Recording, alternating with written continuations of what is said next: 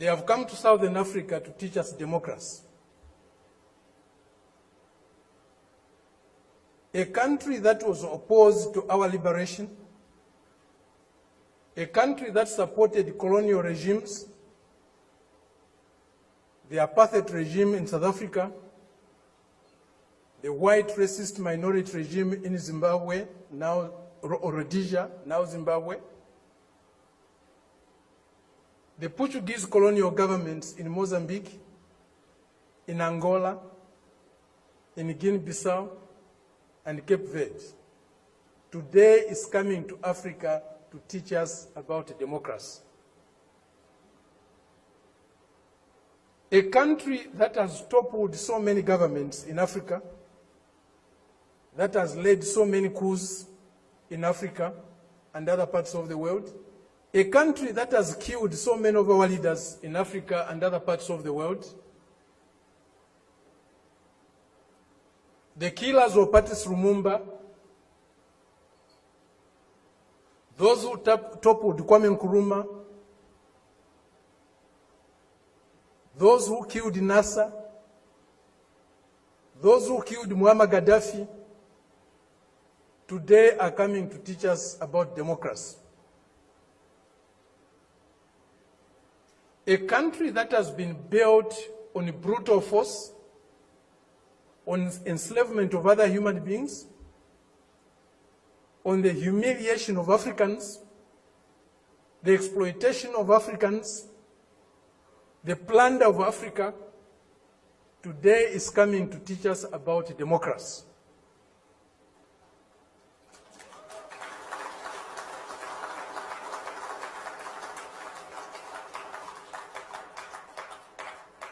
That's the arrogance, the imperialist arrogance, the racist arrogance that we are subjected to. We cannot have democracy where there is hegemony of the strongest, mightiest imperialist power. We cannot have democracy where a country's resources, a country's decisions are dictated to by another country. A country that is dominated by another country cannot be democratic. A country that lacks sovereignty cannot be democratic. A people that cannot decide for themselves cannot be democratic. A colony, a neo-colony cannot be democratic. That's why today, even at the United Nations, membership is on the basis of sovereignty. Only sovereign nations can be members of the United Nations, because only sovereign nations can decide for themselves. A colony cannot be a member of the United Nations. It's not by accident. It's not a mistake. If you have no respect for the dignity of others, if you have no respect for the sovereignty of other countries, you cannot claim to be a champion of democracy.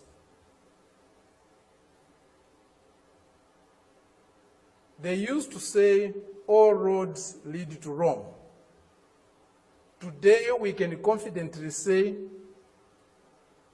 all roads to progress, all roads to what is better for humanity lead to Beijing.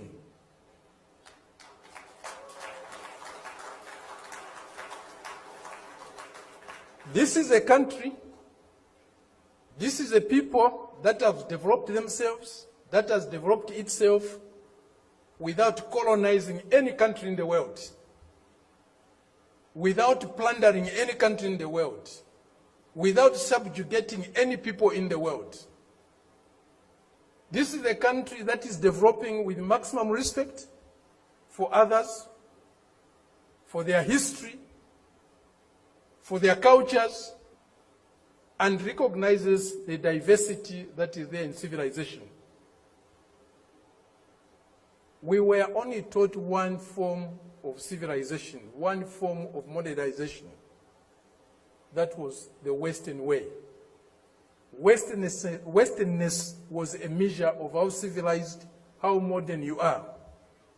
We reject that. We reject it because it's not correct. We reject it because it's undemocratic. We reject it because it's uncivilized to think of the world and of other people in that way.